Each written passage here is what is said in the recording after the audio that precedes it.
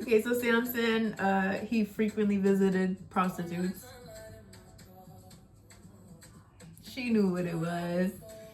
That's a quote from Roger. But you bitches that know what it was. Prostitutes know what it is. They know what you're coming for.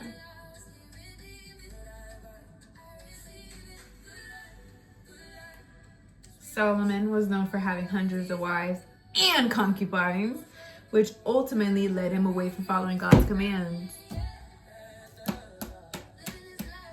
Did you hear that, Roger? Because Roger, I know he got him some Samson in him for sure, but he might be more of a Solomon because he likes to have a bitch, side bitch there, unresolved relationship there. She knew what it was over there. She knows I'm always gonna come back over there. He knows where home is ass over there. Fucking dumbass. Fucking dummy.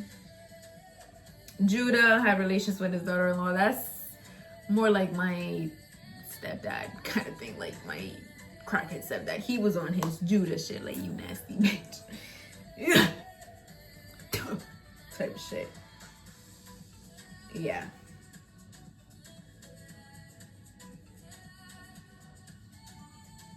Yeah, so I don't know if it's Rahab or Rahab.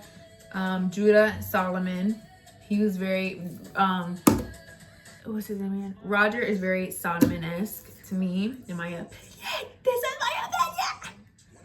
He's very Solomon-esque, and it says the people also. This is a question on Google. People also ask who in the Bible was sexually immoral. The Bible is full of women and men who sin against their bodies, against one another, and ultimately against God.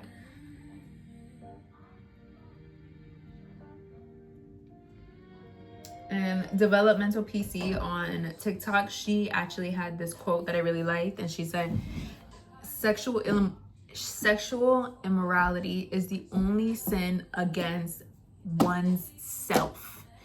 I'm gonna say it again. Sexual immorality is the only sin against one's self. It's the only sin where, yes, you're getting pleasure from it, the ultimate pleasure that God has ever created for a human body to experience, but you're also committing the ultimate sin against yourself.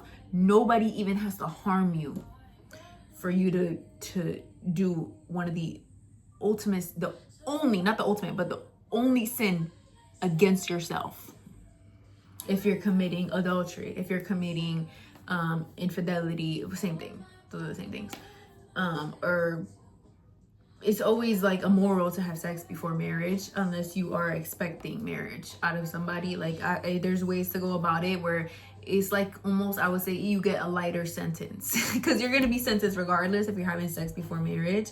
But in this very freaked out society and sexual immoral society, it's really frowned upon for you to not be consummating even prior to marriage. Like your relationship is viewed as less than, and then there's this like idea, I don't think it's real, but there's this idea that if you're not engaging in sexual relationships or relations with your partner before you get married, that they're gonna seek it from elsewhere, which is only true if you're engaging with somebody who is sexually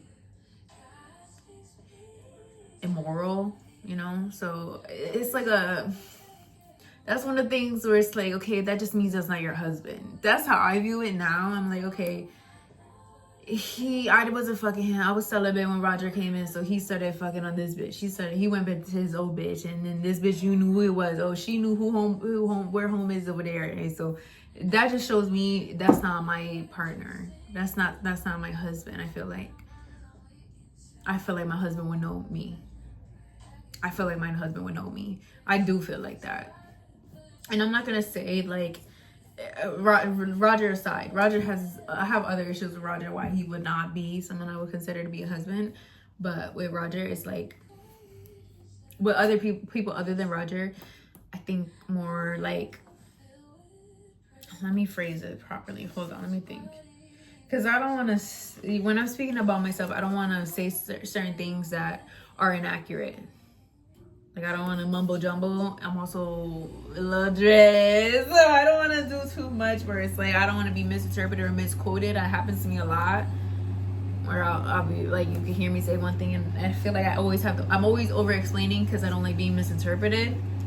So when it comes to like a lighter sentence with God, I just mean when you are with your, who's supposed to be your God ordained spouse, you're going to be attracted to them sexually. You're going to want them in ways that it feels like you are like literally, it becomes a battle of like flesh and like literal flesh and blood. Like I'm a man, like when I think about meeting my soulmate, some people call it, or what I would consider my God ordained, heavy on the ordained, God ordained spouse, I would think like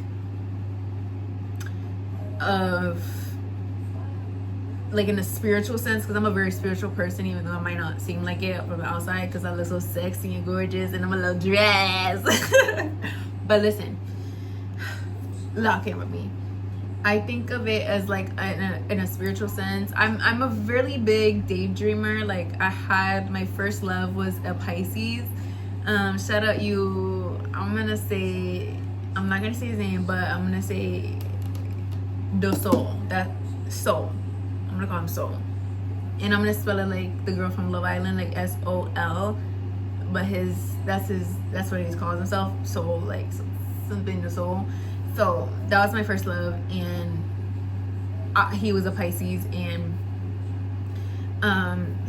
so we had a very spiritual relationship, in my opinion, for my own. Let's talk about it.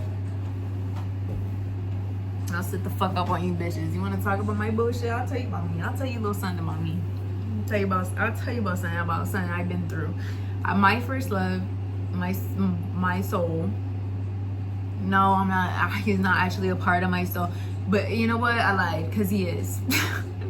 Your first love is always a part of your soul. Like he taught me so much about like what I needed in all the worst ways, because we were not a good fit for each other. But I don't hate him. Like I don't hate him. Like I really don't hate him. He thinks I hate him. I resent him. And you know what? I resent him because I loved him so much. Like I would have given everything. Like I gave him everything. Every part of me, I gave him, my body, my mind, my soul. Like I literally gave him everything, and it meant nothing to him at the time. I'm not saying like right now he doesn't view me as nothing. Like he wishes he could have any part of my soul. He will never get that again, but that's a part of why he left such an impact, because he taught me about myself. Just because somebody else doesn't see your value, or that someone else doesn't see like, hold on, I gotta put this up because I feel like it's a little too quiet. Just because somebody doesn't see your value and doesn't see like who, like even your potential. Like he had me in a situation, like there was times where he didn't even claim to like me. Like he didn't even claim me at all. Like I was like a non-existent. Like I was just like a little secret in the corner, secret thing to fuck. But when we were together, it was completely different story. Like in private, he's a completely different person. He's like completely different.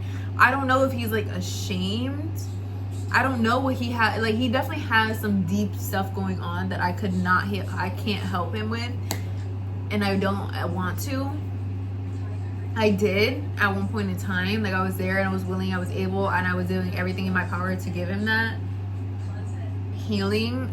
But in a way, we went our separate ways. I loved him with like every ounce of my being. Like I lived and breathed for him. I'm not kidding. Like I lived every day for him. I woke up, thought about him. I went to sleep, thought about him. I washed my ass, thought about him. I ate food, thought about him. I didn't eat food, I thought about him. I drank water, I thought about him. Like like God knew that was no good for me, because it wasn't healthy. It's only, I'll say this too, when it comes to God ordained spouses, that is healthy for a God ordained spouse, because they'll do the same thing for you. Like they will live for you, they will breathe for you, and then it's a mutual thing where you come together. And then let's tie back to what I was saying when it comes to the sexual stuff. When you meet your soulmate, when you meet somebody that God ordains for you to be with, you have this like need.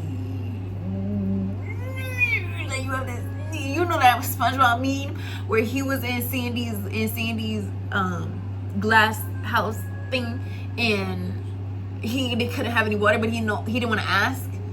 He was trying to be all polite and shit. He was like, I don't need it. And she's like, SpongeBob, are you okay? And he's like shriveled up and shit. He's like, fine. And he's not fine. Like, that's what it's like to be with your right person, like your God ordained spouse, and then you're moving in a pure sense. Like when you're not moving with, I won't even say pure, I'll say when you're not moving with intention with your spiritual partner and your God ordained spouse, vice versa, same thing. You don't really think about being intentional. You don't think about like, oh, is this gonna cause problems? Because I don't know if I'm ready to be like what if you are like my rib and I'm not supposed to do that, and we should, like, it would mean more if we wait, you know? It's one of those things where it's like, I love God and I know you love God, but like if we do this, we're both gonna betray God. Like if you don't think about it like that, and then you have to think about the burden that you take on. Like if you do, like, you obviously have to repent if you like fall into lust with each other, even though they're your God ordained spouse. So you still have to think like, oh my God, God's gonna be pissed. Like, why did you just touch me there? That's my no square. God said that's my no square. Like, why would you touch there? He's gonna be so mad at you. Like, you're in trouble. Ooh, you're in trouble. I saw that. You got excited. I saw that. Ew, like, you're not even married to me. Back up. You're so freaky. Stop. Like, stop it. Stop. Stop. Stop. Like, stop. Let me see. No, I'm not seeing. I'm not gonna see. I'm not looking. No, you're my fucking soulmate. Like, I'm not freaked out about you at all. No, you can't go there. There with me? No. Are you crazy? You schmizz right now or something? Look at how excited I am.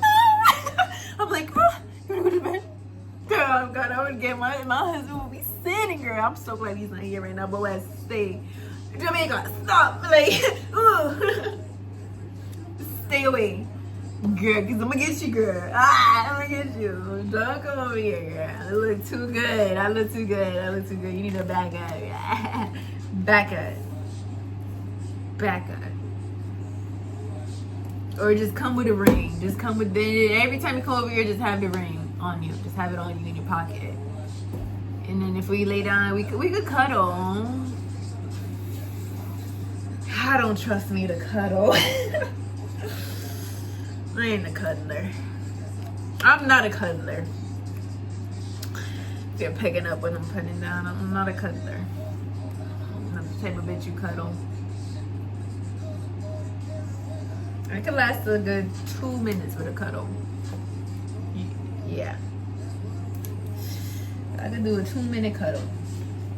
Let's just hug. And let's hug over there. We can't hug there. We can't hug there. I don't want to hug you there. No, I don't. Matter of fact, just go home. Just go home because I'm irritated and I'm freaked out already. And you came over here and you got why you got those sweatpants on? That's what I'll be thinking. I'll be like, yo, why would you come over here? You smell good. Why would you come over here smelling good and shit? And you know you're my God ordained spouse, and then I'm freaked out. Why would you get the fuck out of my face? You're pissing. You know what? Cut the cameras.